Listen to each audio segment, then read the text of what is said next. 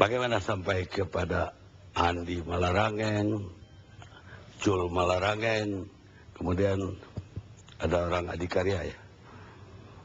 Ya, jadi setelah proses penyelidikan dilakukan oleh KPK, kemudian KPK menemukan bukti-bukti bahwa PPK dari proyek pembangunan Sport Center Hambalang ini melakukan dugaan penyalahgunaan kewenangan yang mengakibatkan adanya kerugian negara.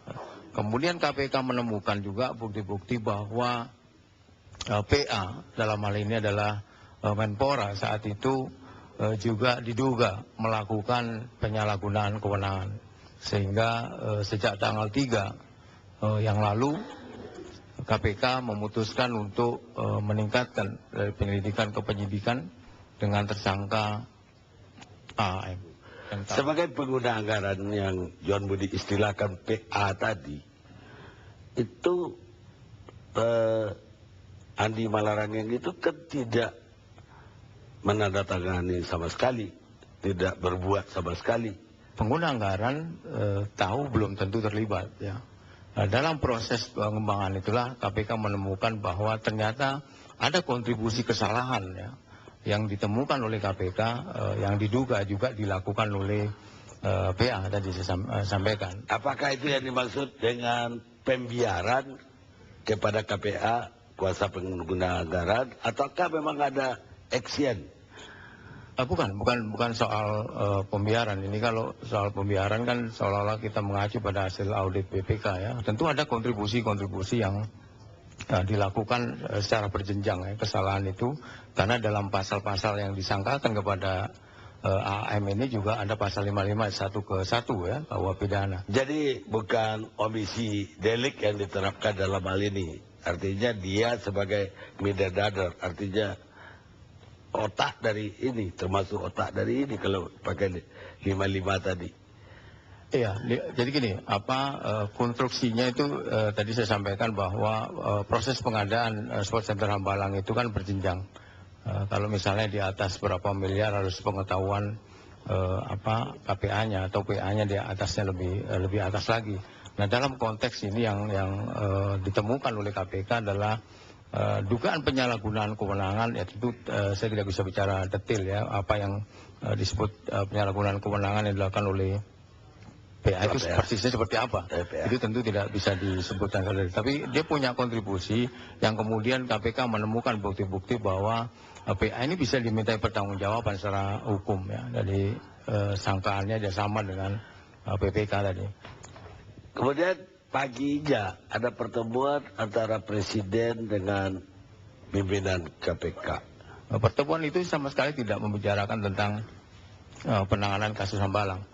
Yang dibicarakan adalah itu tadi soal perubahan atau revisi PP nomor 63 tahun 2005. Tapi jadi Anda setuju tidak sama saya bahwa gigitannya Nazarudin udah bertumbangan? Begitu KPK menetapkan si A menjadi tersangka itu, kemudian muncul pemberitaan bahwa yang disampaikan oleh Nazarudin ternyata benar. Mari kita diskusikan pernyataan yang mana Nazarudin yang benar soal itu. Baik, jadi saya mau ke pengacaranya Nazar. Ini kayaknya gigitan klien Anda bertuah banget. Mana saja yang sudah tumbang dan apa kata klien Anda ketika itu, dan apa jawaban dari orang-orang yang akhirnya terkena? Iya. Kalau dulu orang mengatakan bahwa Pak Nasar itu berhalusinasi. Itu siapa yang mengatakan? Tentu publik sudah tahu siapa yang mengatakan itu. Dan sering berulang-ulang. Bila perlu saya tegaskan, Pak Anas Urbaningrum mengatakan beliau selalu berhalusinasi. Nyatanya apa? Suara beliau itu sekarang ini menjadi suara kebenaran.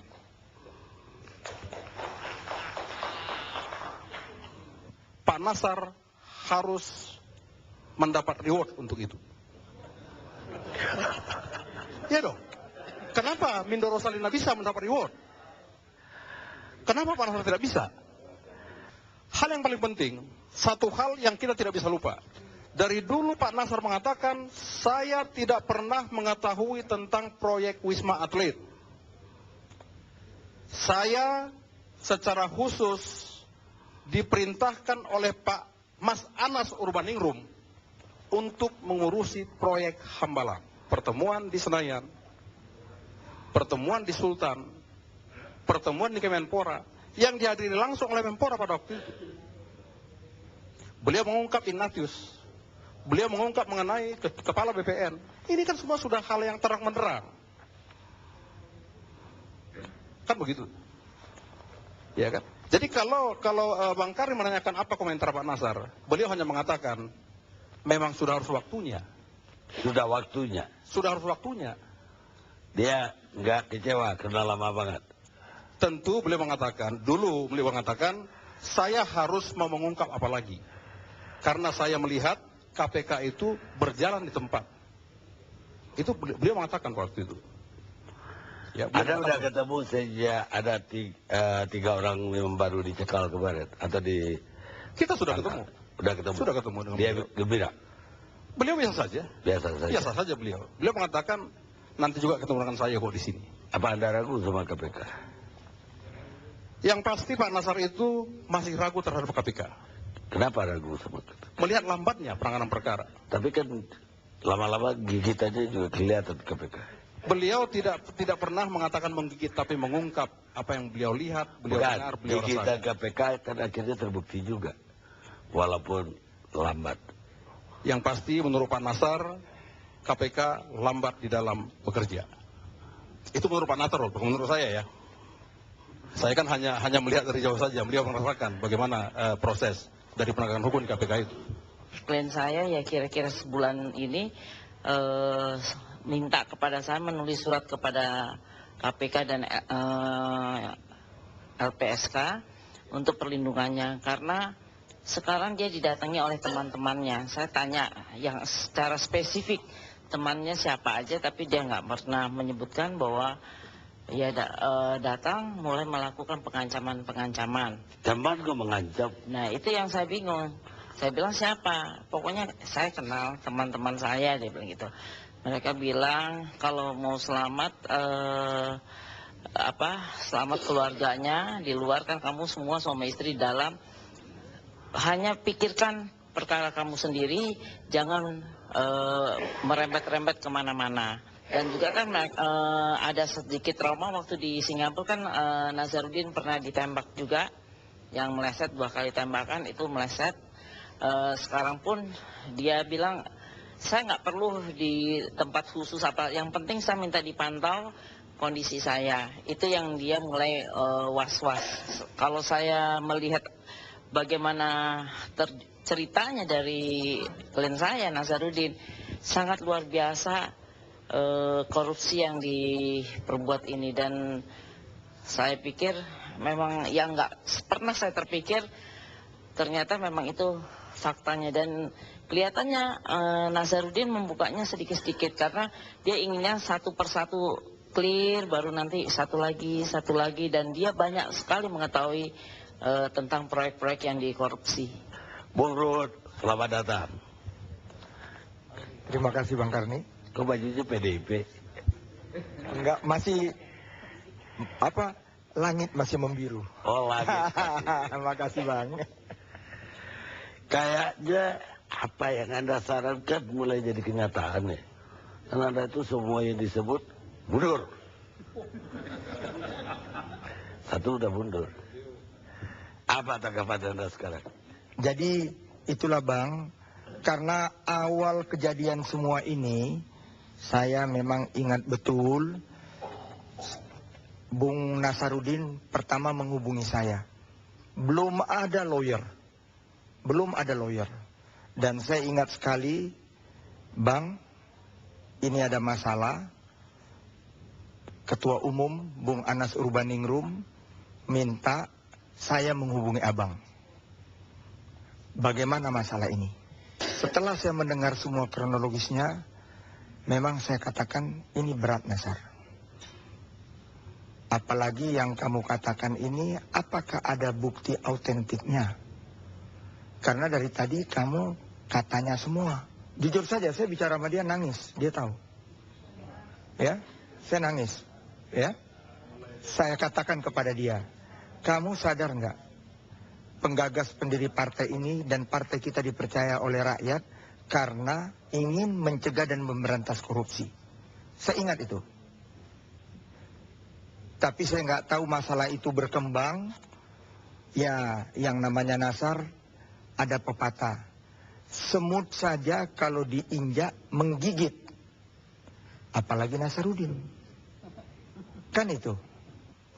Dan di luar yang saya perkirakan, dia mohon izin, dia mau berobat.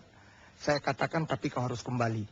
Aku nggak tahu, inilah berkembang semua cerita-ceritanya, Tapi Bang. apa orang-orang yang dia sebut ini menginjak dia, makanya dia menggigit sebagai semut. Jadi yang aku lihat, Bang, dia merasa dia ditinggalkan. Ditinggalkan. Salah satu nama yang sering dia sebut-sebut itu waktu awalnya sama saya tidak pernah disebut, Bang. Siapa yang disebut-sebut terus? Ya jujur saja, Bang. Sahabat saya, ketua umum partai saya, dia nggak pernah bilang. Dia nggak bilang. Nggak bilang. Tapi setelah dia di Kolombia, setelah rame-rame permasalahan ini, dia udah mulai bilang. Dan dia masih telepon saya. Kok kamu dulu nggak pernah bilang nama itu, kok sekarang bilang? Sama Anas Urbaningrum maksudnya. Iya. Andi Malarangeng, apapun jiwa kesatrianya, Bang, kita harus angkat topi. Kita harus hormati. Kenapa saya katakan demikian? Waktu hitungan jam dia mengundurkan diri, dia belum pernah menerima surat pencekalan. Dia belum pernah mendapat kabar dari KPK dia tersangka. Tapi saya angkat topi dia mengenai ini, Bang. Ya, kita harus hormati itu. Tetapi kami tetap memohon equality before the law. Persamaan, Bang. Karena di sini ada Pak Johan Budi, saya rasa mirip-mirip dengan Hambalang atau atlet, sudah terang benderang juga mengenai PON. PON. Sudah beberapa nama. Bahkan juga ada menyinggung menteri, udah diperiksa juga. Ya, Mbok, jangan menteri kita saja. Firman, pengacaranya Anas Urbaningrum. Apa yang disampaikan tadi, apa betul PT Anugrah adalah milik siapa? Milik Pak Anas. Fakta membuktikan sampai hari ini dua orang ini suami istri adalah yang disebut dengan directing man. Saya bisa katakan itu pertama dari target atau sasarannya, ternyata dari proyek ke proyek, ya, dari perusahaan ke perusahaan, bahkan dari partai ke partai. Nah, kemudian pada teori akibatnya, apa sih efek yang dilakukan oleh dua orang ini, Pak Nazar ataupun Bu Neneng? Ini yang disebut dengan dramatik victimisasi. Korban, ya, yang dijatuhkan oleh cara kerja Pak Nazar dan Bu Neneng dengan menggunakan korporasinya. Ini mohon maaf, bukan karena Bu Neneng menggunakan cadar, tapi memang ada teori cadar namanya. Teori Persingfield. Jadi kita bisa lihat, Bang Karni, apakah perusahaan ini betul siapa pemiliknya dan apa yang dilakukannya dengan menerobos cadarnya.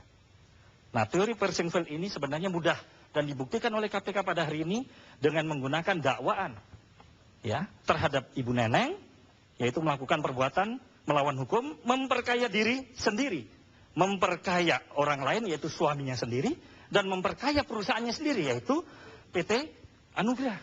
Jadi apa yang kita saksikan pada persidangan hari ini sebenarnya secara faktual sudah menunjukkan bahwa siapa directing man. Terakhir saya ingin mengatakan bahwa perusahaan ini adalah hanya alter ego dan dummy. Pada situasi yang sulit, ternyata mereka juga mempersiapkan jaringan internasional. Terbukti dengan diadilinya Muhammad Hutsi dan Azmi Muhammad ini, yang dua orang ini memang punya kemampuan memiliki jaringan teritorialitas yang bisa menembus, ya, lintas negara, bahkan polisi di Raja Malaysia pun tidak mampu mendeteksinya. Pertanyaannya kemudian, apakah ini mampu dilakukan oleh seorang Anas Urbaningrum yang dikatakan dia yang memerintahkan, yang mengendalikan dan sebagainya? Saya rasa fakta hari ini menjawab.